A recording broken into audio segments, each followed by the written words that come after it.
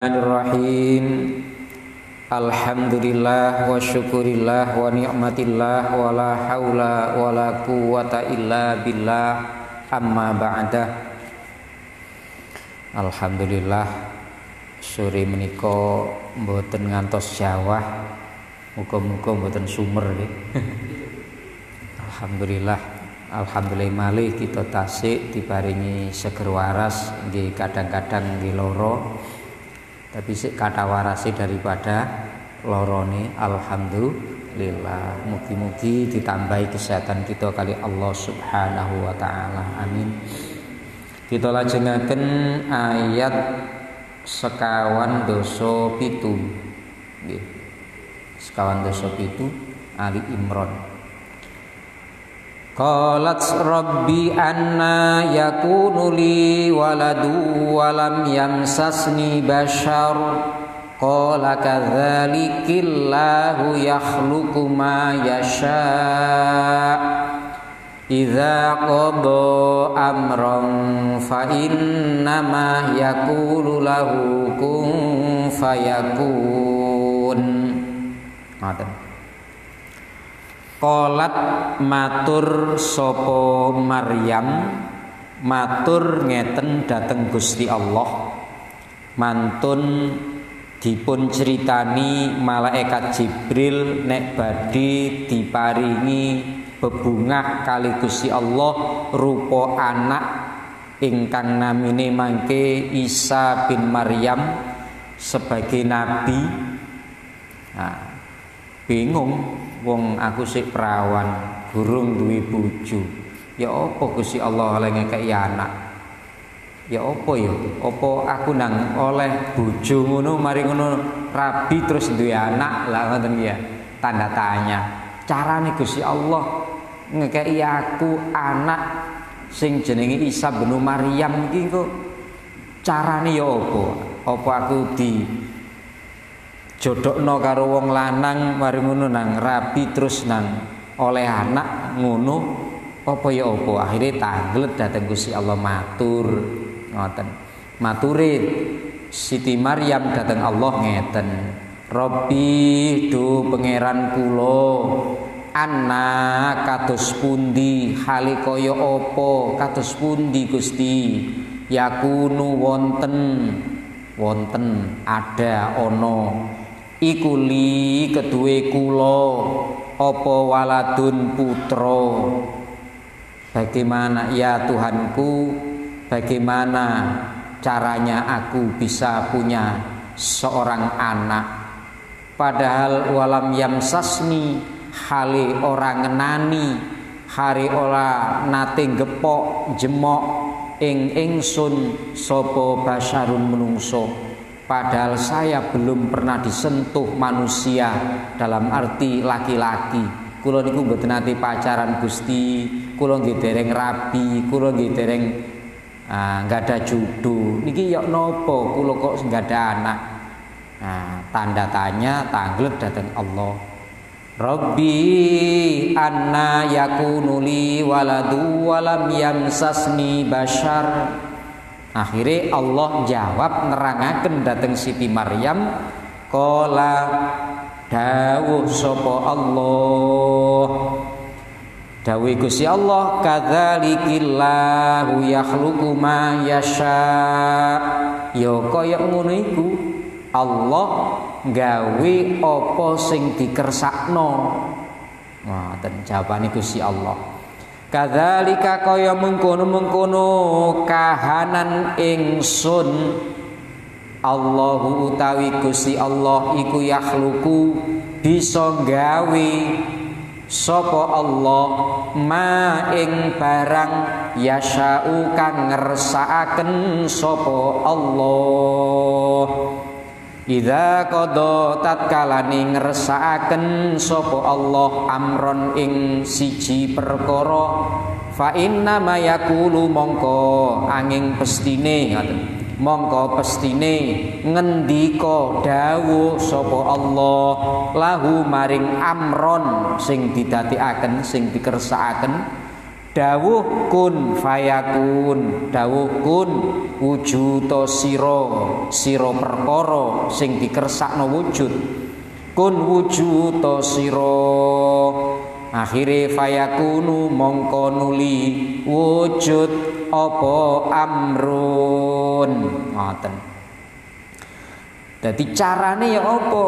Nah, carane dos pundi Gusti? Kula niku dereng rabi kok enggak ada anak niku carane dos pundi? Nah, ten wau ya. Akhirnya Gusti Allah menjawab, kadzalikillahu yakhluqu ma yasha. Seperti demikian inilah Allah menciptakan apa yang Dia kehendaki.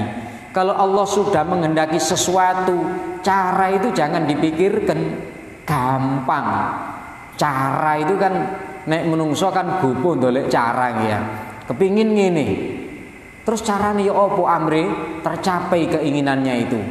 Kepingin rabi, ya ndolek bojo, nglamar. Kepingin sugih, carane ya nyambut gawe. Carane saya nyambut gawe apa? Ah, ngelamar penggawean, dagang macam-macam. Carane dagang ya apa? Sek bathi. Wah, niku macam-macam.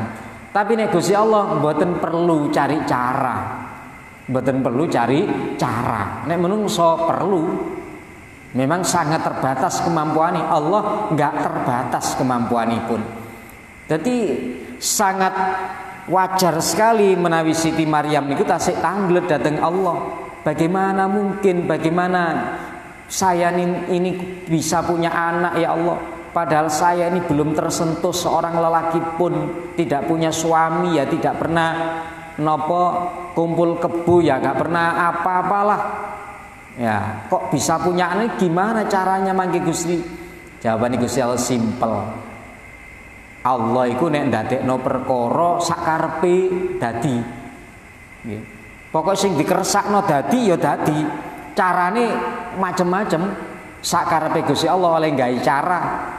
Enten gawe menungso niku lempung, lemah, maceme 7 dibentuk menungso terus disebul. Akhirnya dadi Nabi Adam. Lha iki sakarepe Gusti Allah. Mari ngoten Ibu Hawa didadekno kali Gusti Allah, dicuklekno iga wekase Nabi Adam. Dari iga wekase Nabi Adam diciptakan perempuan namanya Hawa. Ya iso. Mari ngono selanjutnya dipertemukan, dikawinkan Nabi Adam dengan Ibu Hawa melalui spermatozoon, akhirnya saking mani akhirnya terciptalah manusia. Saged mawon. Nah, satu ketika ternyata Gusti Allah menghendaki lain, kepingin napa? Punya keinginan, duwe karep Gusti Allah membuat Nabi Isa melalui proses yang tidak wajarnya manusia. Siti Maryam sik perawan karo Gusti Allah didadekno meteng. Pun ternyata malaikat Jibril ingkang dados perantarae niku malaikat Jibril niki nyebul gulone Siti Maryam. Jadi gulon klambi ini sebul tok kali malaikat Jibril. Gulone ini. Ngoten.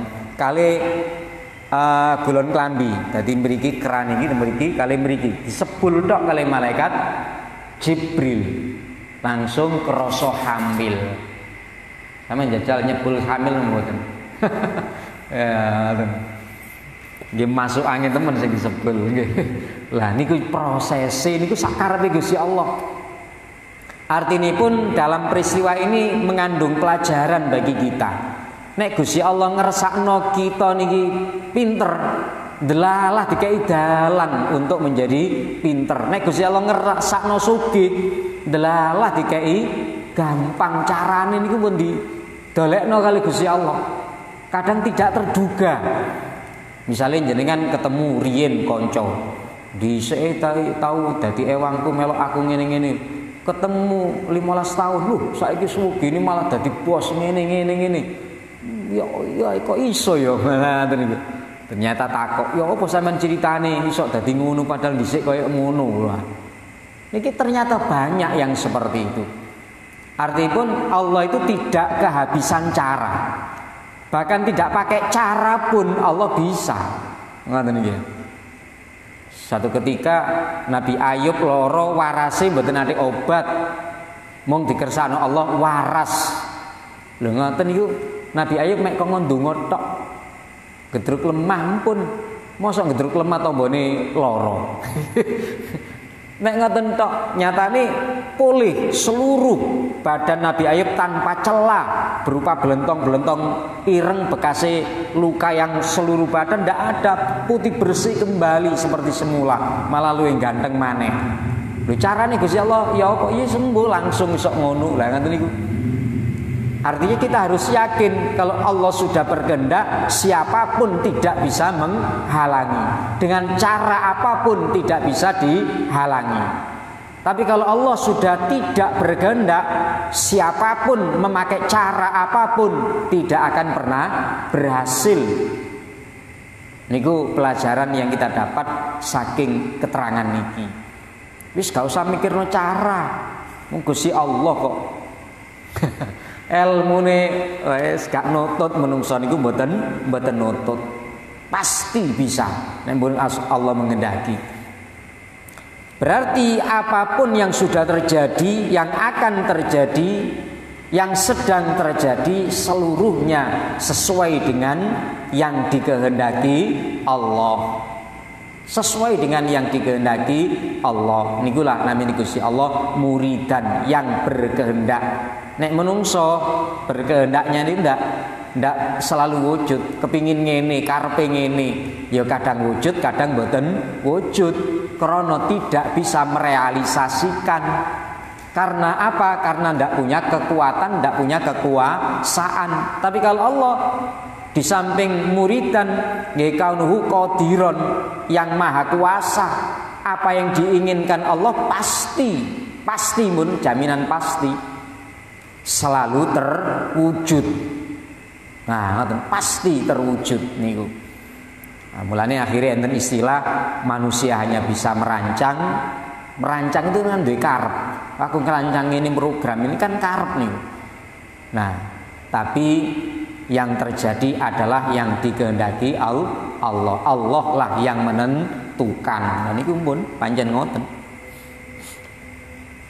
Akhirnya diterangkan kali Gusti Allah, idza qada amron fa inna ma yaqulu lahu kun fayakun. Ketika Allah menghendaki suatu perkara, maka Allah hanya mengatakan innama hanya mengatakan kepadanya kun, jadilah.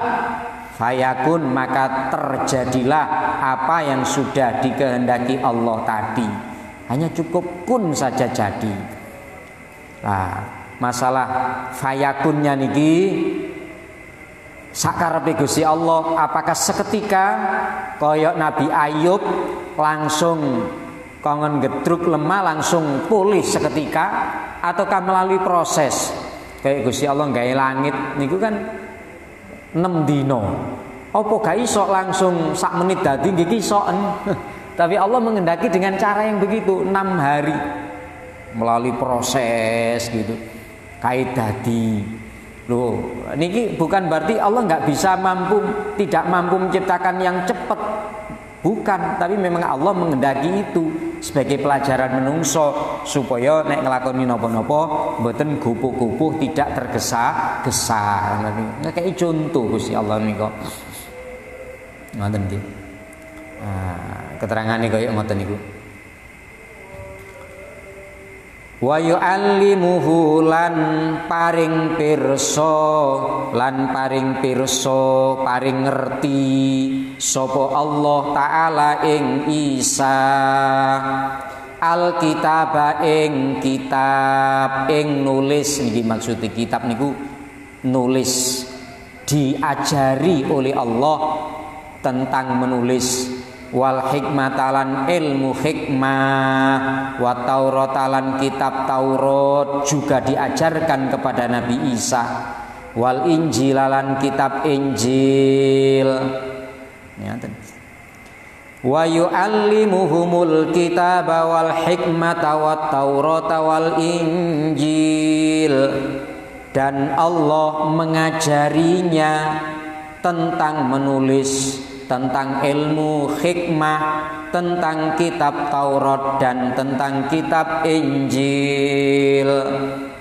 ngoten. Jadi nulis itu diajari Allah melalui nopo, melalui sinten, ngoten akhirnya ngerti diwuru ibuke. Ngoten nggih. Lah, sing paling penting teng mriki niki ilmu hikmah. Diajari ilmu hikmah sakderenge diajari kali Gusti Allah tentang Taurat lan Injil. Lah sing diarani ilmu hikmah niki napa? Teng ayat niki ingkang dimaksud ilmu hikmah adalah ilmu yang berhubungan dengan perkara yang benar. Jadi ilmu kebenaran. Oh ngene iki sing bener ngene, sing salah ngene, bener ngene. Ngoten niku diajari Nabi Isa oleh Allah yang melalui wahyunya malaikat Jibril. Dan juga dengan membersihkan hati dari akhlak-akhlak yang tercela niku diajari. Niki termasuk ilmu hikmah. Jadi carane berseni akhlak-akhlak yang tercela niki dos pundi supaya wong niki mboten sombong, bisa menjadi tawadhu, berakhlakul karimah. Niku diajari dulu oleh Allah sebelum menerima ajaran berbentuk kitab Taurat dan kitab Injil.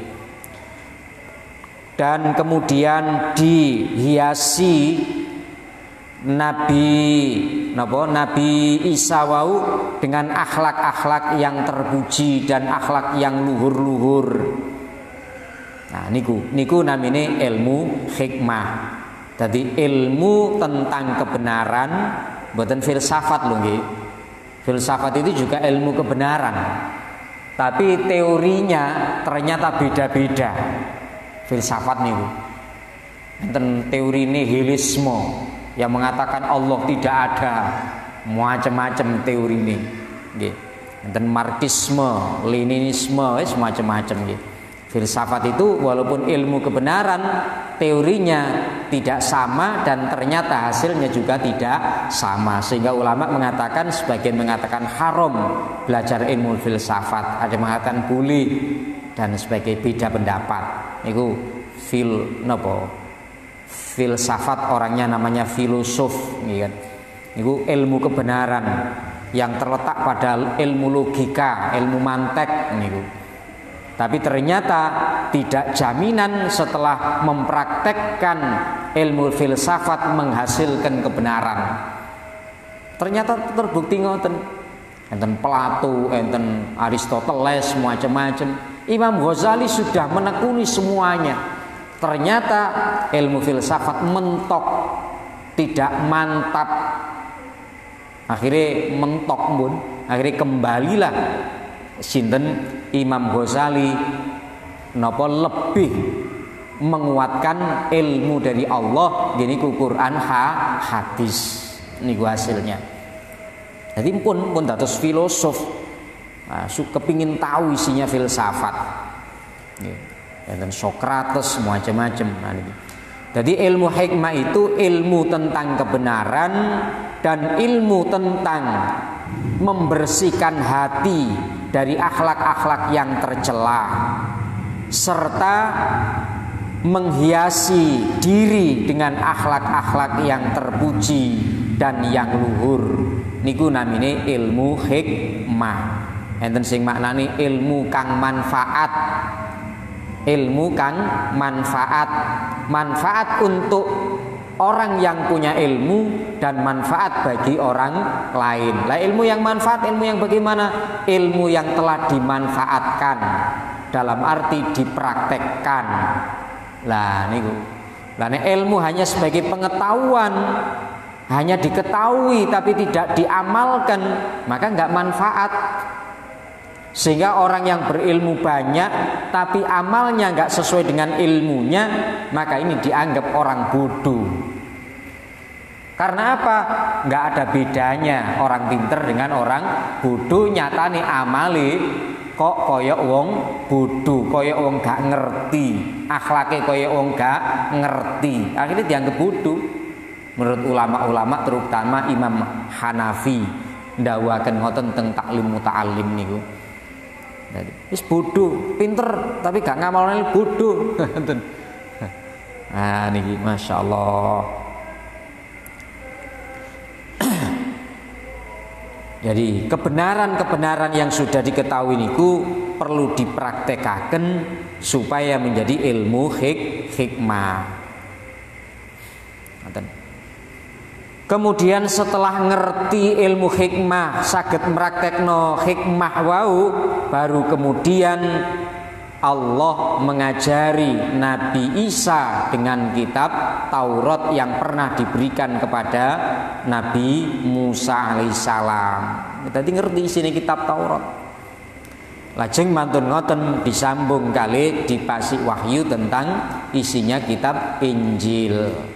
Nikulah ceritane Nabi Isa alaihissalam selanjutnya. Jadi ilmu hikmah niki penting sangat.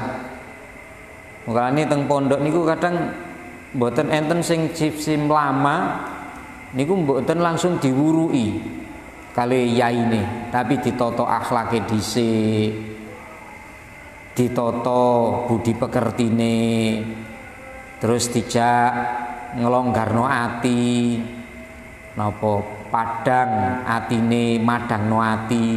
Baru nek pun ngoten kait diulang. Akhirnya masuklah ilmu hikmah. Baru lajeng dipelajari ilmu-ilmu yang ada. Niki zaman riyen ngoten ceritane, zaman para wali niku. Bahkan ada yang ndak diajari, pokoknya kongen nganut gurune riwariwi, koncone ngaji dhek bagian riwariwi, gak melok ngaji arang-arang. Tapi malah pintere, luwih pinter sing boten ngaji. Lho santri model riyen enten sing ngoten niku. Enten sing model ngoten niku. Dadi sing ngaji karo sing gak patek ngajine arang-arang malah pinter sing lho kok iso tapi nyata terbukti ngoten wonten. Nggih. Ya walaupun rata-rata pinter sing ngaji, tapi enten sing model ngoten. Kenapa? Karena khidmahnya, pengabdiannya kepada kiainya, kepada gurunya.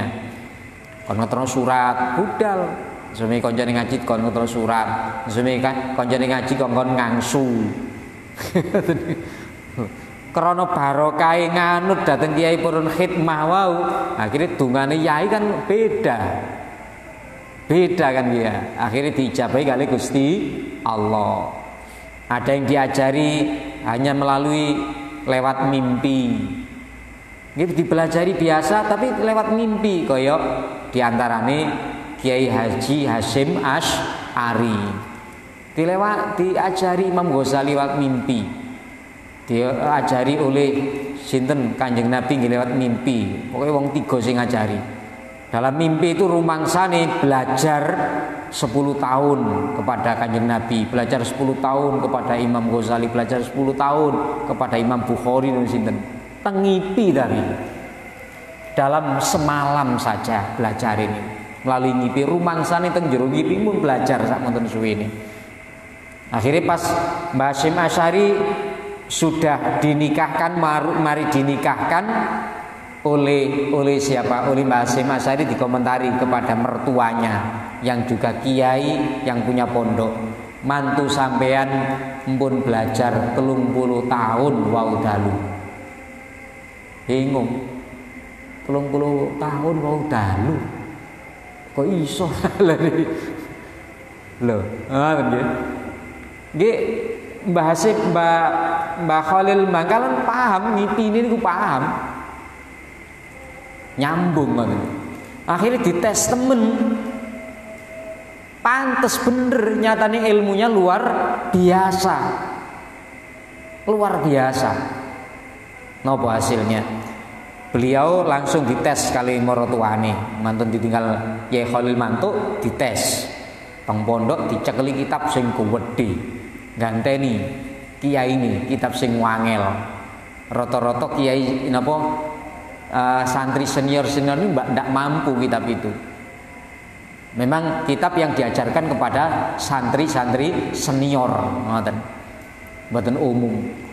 Akhirnya Mbah Hasyim mikir iso ngoten. Eling wau dalu ngipi ngeten-ngeten eling kabeh. Maratuane niku mlebet teng griya tapi ngintip liwat jendela ndelok. Ya apa kok sing diterangno apa ae. Akhirnya disampaikan kepada santri-santri, keterangannya luar biasa, malah mengalahkan keterangan morotuane. Masya Allah, cara morotuane bener sing didhawuhna Mbah Khalil Bangkalan, mantu kuwi mari belajar 30 tahun. Nggih, leres nyatane ngoten. Masya Allah, nikulah ilmu hikmah. Ngoten. Kadang teng pondok niku dikengen poso padang ati. Poso supaya atine dadi padang. Kadang kongon poso muti. Mangan sego putih tok mboten oleh liyane karo ngombe banyu putih kalih ngopi sementara. Ngoten niku 3 dina. Kae madangno ati. Nek pun atine padang biasane ilmu malih gampang nerima, gampang manfaati. Krana atine padang, pikirane padang. Lah nek pikirane peteng nggih, gak angel nyambunge. Ngoten angel nyambunge. Kados kaya ngoten niku. Dan inilah termasuk jenis-jenis ilmu hikmah. Masya Allah.